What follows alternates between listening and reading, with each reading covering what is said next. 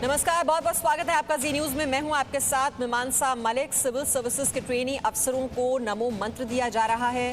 देश के भावी अफसरों को प्रधानमंत्री का एकता संदेश। सफलतापूर्वक अपने दायित्वों को पूरा करेंगे।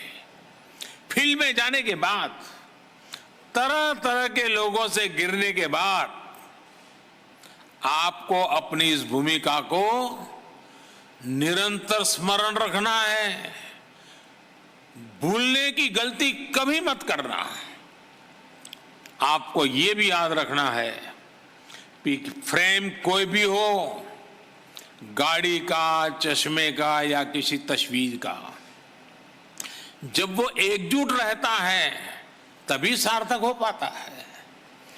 आप जिस स्टील फ्रेम का प्रतिनिधित्व कर रहे हैं उसका भी ज्यादा प्रभाव तभी होगा जब आप टीम में रहेंगे, टीम की तरह काम करेंगे।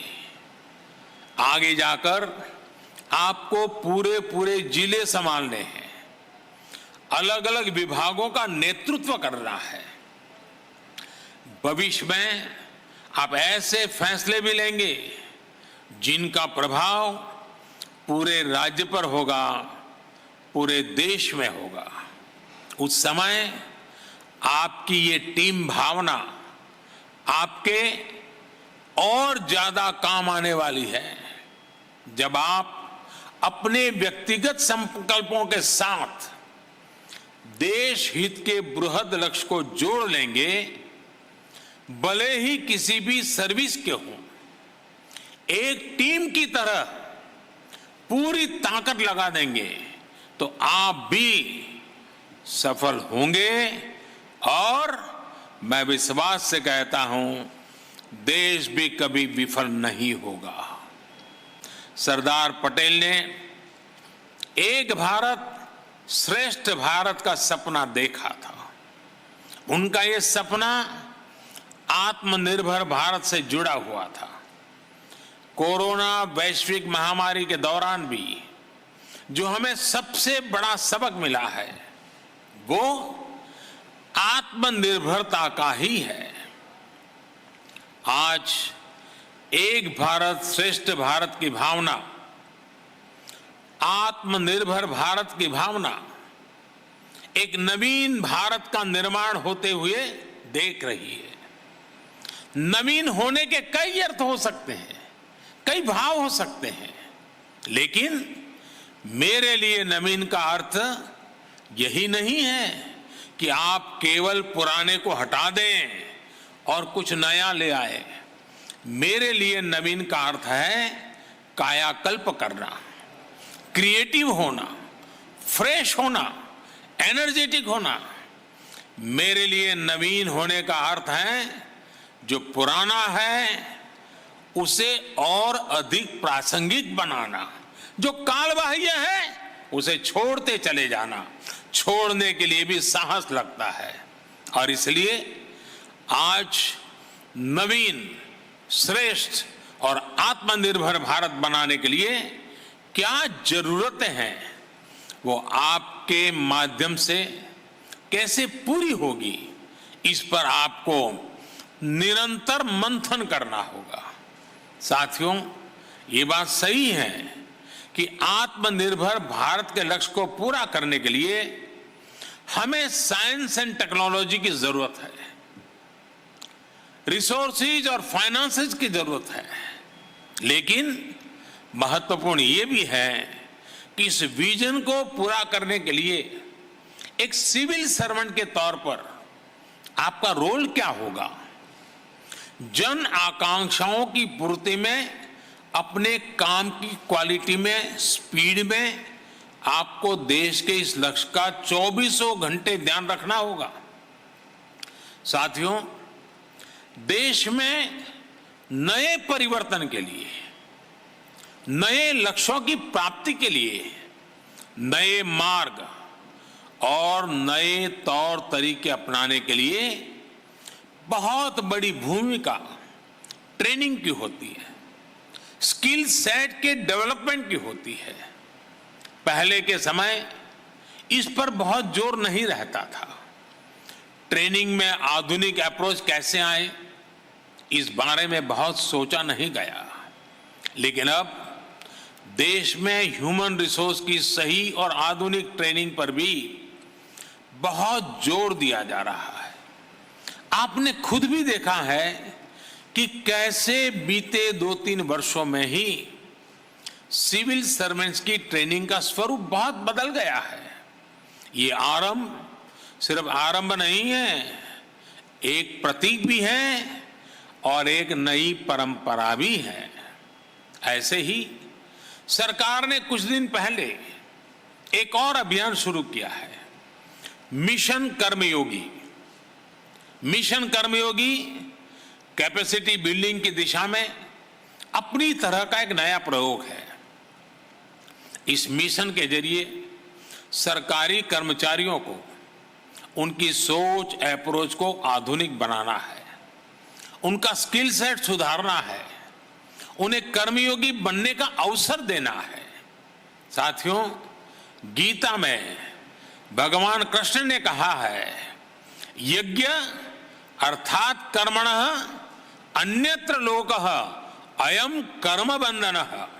अर्थात यज्ञ यानी सेवा के अलावा स्वार्थ के लिए किए गए काम कर्तव्य नहीं होते, वो उल्टा हमें ही बांधने वाला काम होता है। कर्म वही है जो एक बड़े विजन के साथ किया जाए, एक बड़े लक्ष्य के लिए किया जाए। इसी कर्म का कर्मयोगी हम सबको बनना है।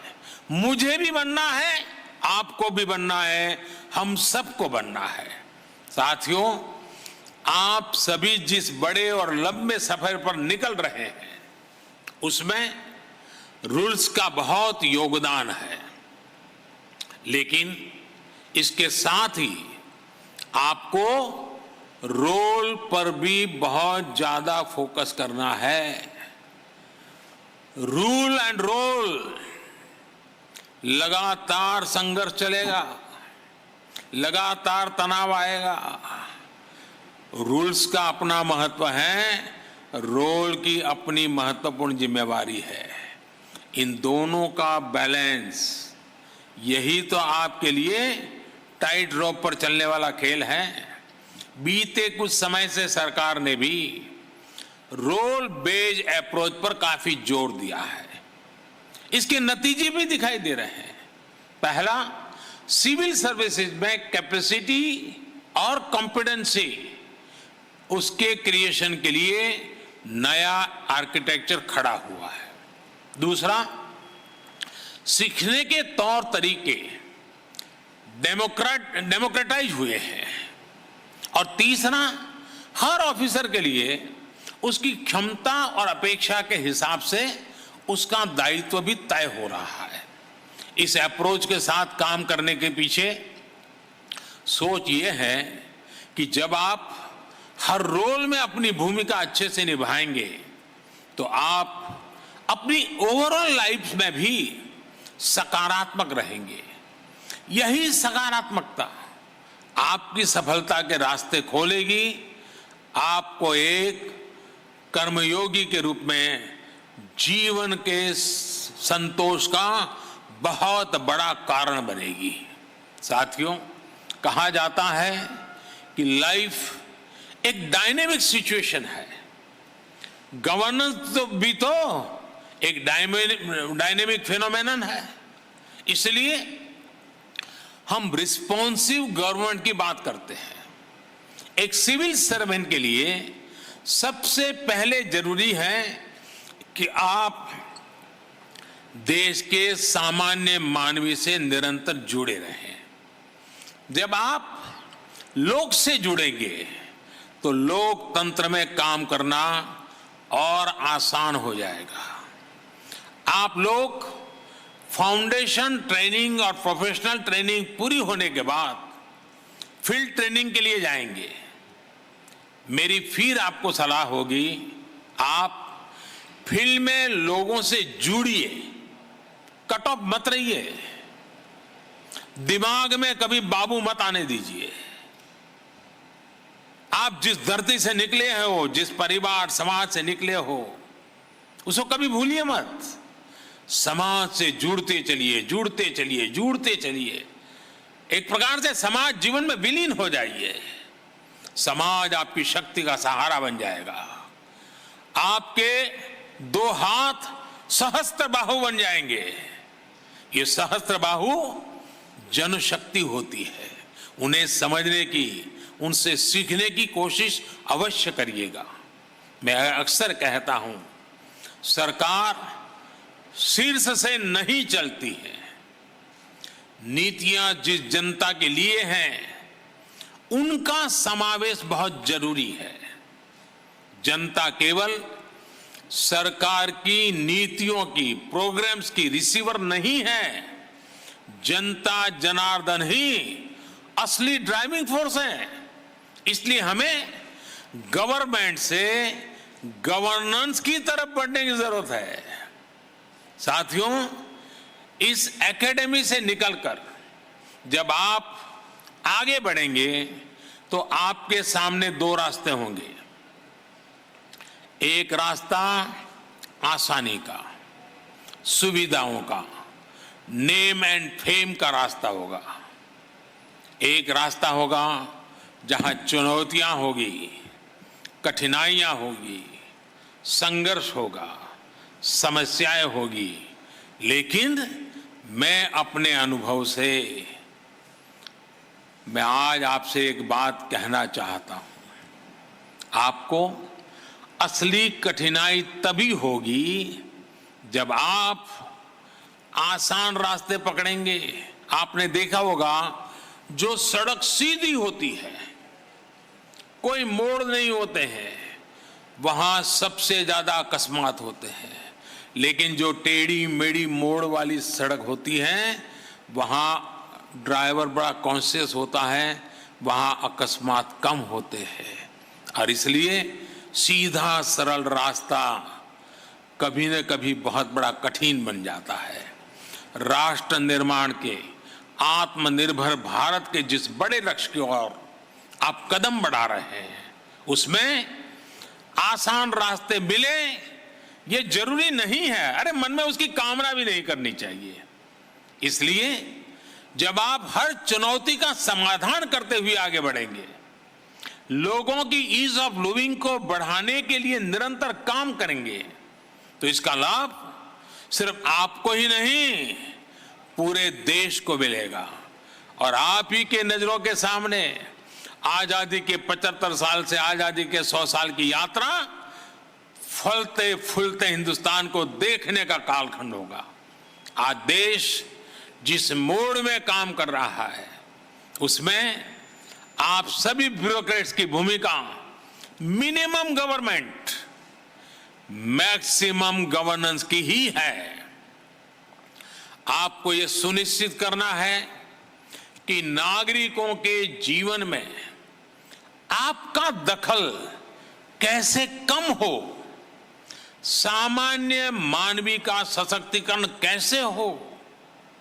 हमारे यहां उपनिषद में कहा गया है, न तत् द्वितीयम अस्ति, न तत् द्वितीयम अस्ति, अर्थात कोई दूसरा नहीं है, कोई मुझसे अलग नहीं है। जो भी काम करिए, जिस किसी के लिए भी करिए, अपना समझकर करिए। तो गवर्नमेंट से गवर्नेंस की ओर जाना है। रूल और रोल के बीच बैलेंस बहुत जरूरी है, टीम वर्क बहुत जरूरी है। और भावी अफसरों को मंत्र दिया है कि लोगों के साथ जुड़िए, अपने दिमाग में बाबू मत आने दीजिए। Presenting V News app available on Google Play and App Store. Download it now.